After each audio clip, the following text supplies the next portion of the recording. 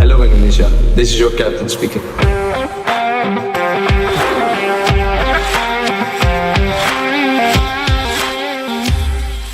Menjelang laga hidup mati menghadapi Australia dan Bahrain, ada satu sosok di lini pertahanan timnas Indonesia yang mulai mencuri perhatian. Bukan hanya karena performanya di atas lapangan, tetapi juga karena karakter kuat dan mentalitas yang ia miliki. Sosok itu ialah Justin Hubner. Jika Strike dijuluki El Klemmer dan Verdonk digelari El Konsisten, maka Justin pun digelari oleh supporter dengan sebutan El Preman. Karena gaya bermainnya yang beringas, tak berkompromi, dan kerap kali menendang kepala lawan.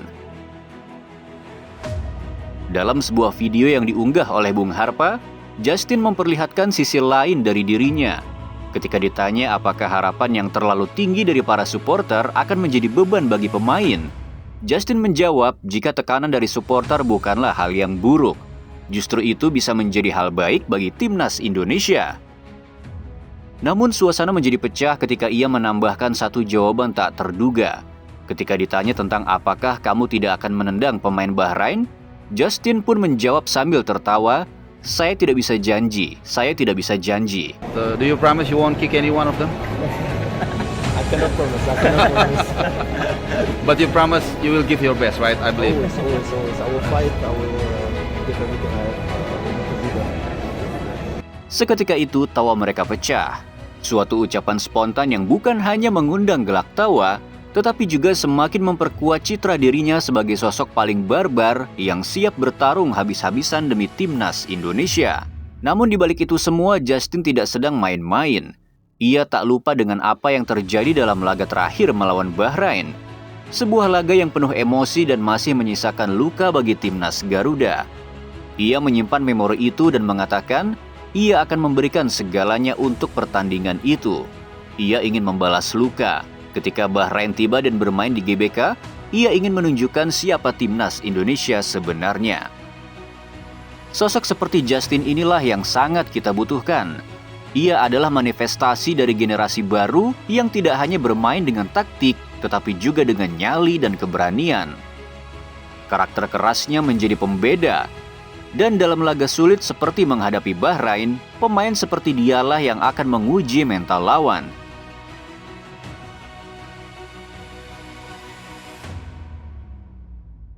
Inilah El Preman Garuda, Justin Hubner, si gladiator muda yang akan menjaga harga diri bangsa Indonesia saat Bahrain datang ke GBK.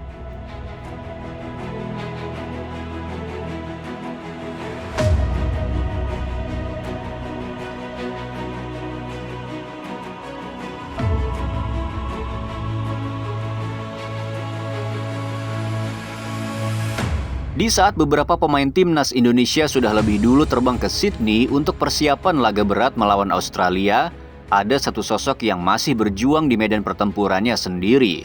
Sosok itu adalah Kapten Timnas Indonesia, Jai Itzes. Di laga terakhir Serie A sebelum FIFA Matchday, Jai masih harus menjalani satu pertempuran berat. Venezia harus menghadapi tim kuat Napoli. Duel yang mempertaruhkan posisi timnya apakah akan bertahan atau harus terdegradasi dari Serie A. Dan Jai tahu, tugasnya tak main-main. Ia diminta untuk memarking striker buas Napoli. Seorang pemain yang ia sendiri akui sebagai lawan paling berat yang pernah ia hadapi di Serie A. Lawan berat Jai itu ialah Romelu Lukaku. Bayangkan di saat rekan-rekannya sudah lebih dulu tiba di Australia, Jai justru berjibaku menghadapi mesin gol Serie A. Dan hasilnya, Jai membuat kita dan supporter Venezia bangga. Ia berhasil menahan Lukaku, dan di bawah komandonya lah Venezia mencatatkan clean sheet, menahan imbang Napoli dengan skor 0-0. Sebuah pencapaian luar biasa dari seorang kapten timnas Indonesia bernama Jai Itzes. Yang lebih membuat kita bangga, Jai tidak bersantai setelah pertandingan.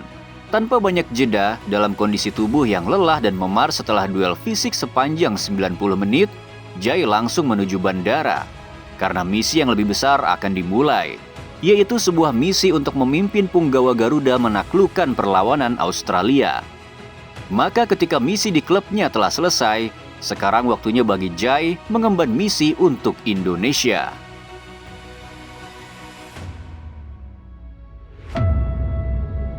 Satu pemandangan haru pun terlihat sebelum keberangkatan staf kepelatihan timnas Indonesia ke Australia. Patrick Kluivert melakukan sebuah gestur sederhana namun penuh makna. Ia berpamitan kepada para ultras Garuda dengan mengenakan syal milik supporter di pundaknya. Tak ada kata-kata panjang, tak ada pidato megah, hanya senyuman, pelukan hangat, dan syal merah putih yang menempel erat di lehernya. Seperti ia sudah menyatu dengan semangat para supporter. Patrick paham, ini bukan hanya tentang taktik dan strategi. Ini soal ikatan batin dengan supporter yang mendukung di tribun maupun dari layar kaca. Mereka yang berdoa di rumah dan yang berharap pada setiap umpan dan tendangan dari para pemain di atas lapangan. Dan dengan syal itu ia seolah berkata, "Saya bawa semangat dan harapan kalian ke medan tempur." Dulu ketika timnas Indonesia disebut sebagai lawan Australia, respons para pendukung Socceroos hanya biasa-biasa saja. Mereka menganggap ini laga mudah. Tidak ada geger, tidak ada tekanan. Karena bagi mereka, melawan tim peringkat seratusan FIFA adalah hal sepele.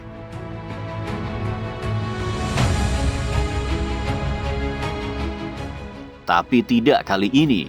Hari ini suasananya berbeda. Aura kecemasan mulai terasa. Timeline media sosial para supporter Australia dipenuhi tuntutan kepada pelatih mereka. Mereka mulai khawatir, mereka mulai panik. Mereka mulai mempertanyakan strategi dan sungguh semua itu tak bisa disembunyikan jika mereka mulai takut. Yang artinya timnas kita telah menjadi ancaman nyata. Kita sudah bukan tim kecil yang bisa diremehkan. Kita bukan lagi tim pelengkap grup. Sekarang, mereka sadar ada kekuatan besar dari Asia Tenggara yang siap mengkudeta tahta mereka. Pertarungan melawan Australia sungguh bukan sekadar laga biasa. Ini juga laga perhitungan yang sangat menentukan nasib timnas Indonesia di ranking FIFA. Jika kita menang melawan Australia, kita akan mendapatkan tambahan 20,76 poin. Posisi kita bisa melonjak dari 131 ke peringkat 117 dunia. Jika imbang, tambahan 8,26 poin akan membawa kita ke peringkat 123. Dan kalaupun kalah, kerugian kita sangat minim, yaitu hanya berkurang 4,24 poin. Tapi yang lebih penting dari semua itu, ini bukan lagi soal angka dan poin FIFA. Ini soal harapan dan mimpi ke Piala Dunia. Ini benar-benar seperti Indonesia ingin mengkudeta tahta Australia. Dua negara yang berebut tiket langsung lolos ke Piala Dunia. Satu mempertahankan supremasi, yang satu lagi ingin menyalakan revolusi. Tak ada yang mau hasil imbang, keduanya ingin 3 poin. Maka jangan heran kalau laga nanti akan jadi duel paling panas di grup C. Kebangkitan timnas Indonesia memang telah banyak mengubah tatanan sepak bola di kawasan Asia Tenggara. Dan hari ini, sebuah fakta mencengangkan telah membuka mata semua pihak. Indonesia telah menjelma menjadi kekuatan yang tak terbantahkan. Bukan hanya di lapangan, tapi juga di atas kertas. Market value skuad timnas Indonesia kini telah melonjak ke angka yang tak masuk akal untuk ukuran Asia Tenggara. Lebih dari 640 miliar. Tapi tahukah kamu apa yang lebih mengejutkan dari itu? Jika seluruh market value tim nasional negara ASEAN yaitu Malaysia, Thailand, Vietnam dan negara lainnya digabungkan menjadi satu, jumlah total mereka belum mampu menyamai satu timnas Indonesia. Total gabungan mereka hanya mencapai 633 miliar. Sedangkan Indonesia sendiri sudah di angka 644 miliar. Dan jangan lupa semua ini tidak terjadi secara ajaib. Ini hasil dari kegilaan dan ambisi besar dari seorang Erick Thohir. Ia tak hanya berani bermimpi, tapi juga berani mengeksekusi. Dari perburuan pemain diaspora di Eropa, hingga menciptakan atmosfer tim nasional yang terasa seperti klub top Eropa. Timnas Indonesia benar-benar akan menjadi kebanggaan bagi warga ASEAN.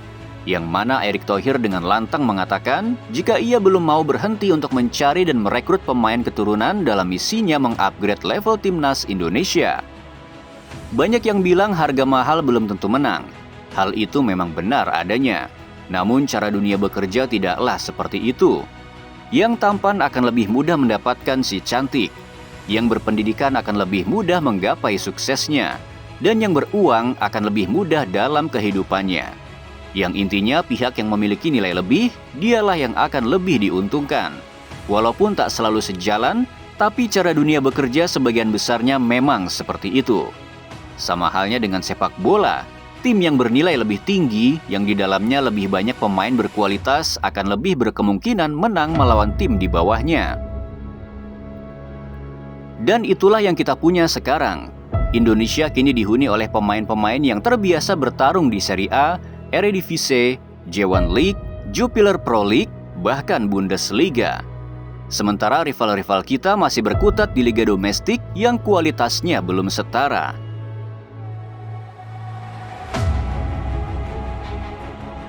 Sudah terlalu lama kita diam, sudah terlalu sering kita melihat wasit dari Timur Tengah menjadi bayang-bayang gelap di laga penting, khususnya saat menghadapi tim seperti Bahrain. Setiap peluit, setiap keputusan, setiap kartu seakan berpihak kepada mereka. Kita bukan tak menerima kekalahan, kita hanya tak rela jika bangsa ini dikerjai oleh wasit. Dan akhirnya kita pun terpaksa berkata cukup. Di balik layar diplomasi dilakukan. PSSI meminta laga melawan Bahrain tak lagi dipimpin oleh wasit dari Timur Tengah. Dan hasilnya, untuk pertama kalinya, pertandingan panas antara Indonesia melawan Bahrain tidak lagi dipimpin oleh wasit asal Timur Tengah, melainkan wasit asal Tajikistan, yaitu Sadullah Gul Murodi.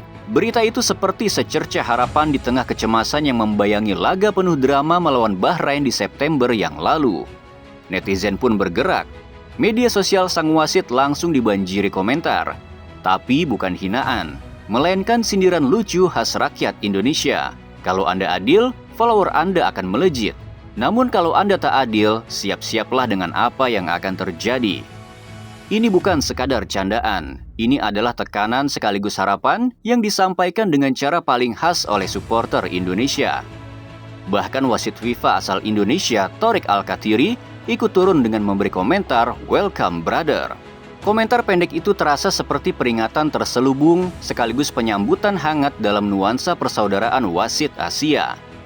Kini kita berharap penuh pada sosok Gul Murodi. Semoga kali ini pertandingan benar-benar berjalan fair, karena kita sudah terlalu sering dibuat marah oleh tiupan peluit yang tidak adil. Kita tidak takut lawan kuat, yang kita takutkan hanya ketidakadilan yang merenggut kemenangan dari tangan yang pantas. Pernahkah kalian membayangkan Indonesia menjadi seperti Maroko di Piala Dunia 2022? Tim yang penuh darah pemain keturunan, tim yang tak pernah mempermasalahkan perbedaan, yang tak peduli dengan pemainnya lahir di mana, yang selama jantung mereka berdetak untuk Maroko, mereka adalah bagian dari timnas Maroko juga. Mereka membuktikan bahwa keberagaman adalah kekuatan, dan Indonesia hari ini sedang berada di jalur yang sama. Kita punya banyak diaspora yang mirip sekali dengan Maroko, para pemain yang kembali karena panggilan dari tanah leluhur mereka. Dan jika ada yang masih ragu pada keberadaan mereka, masih mempermasalahkan pemain diaspora, mungkin kita perlu berkaca. Apakah kita ingin terus bertahan dalam romantisme lama, atau kita siap membuka lembaran baru untuk bersaing di panggung Piala Dunia? Diaspora bukan pengkhianat, mereka adalah jembatan antara masa lalu dan masa depan bangsa ini. Jika Maroko bisa sampai ke semifinal Piala Dunia, mengapa kita tidak bisa menargetkan sekadar lolos ke Piala Dunia?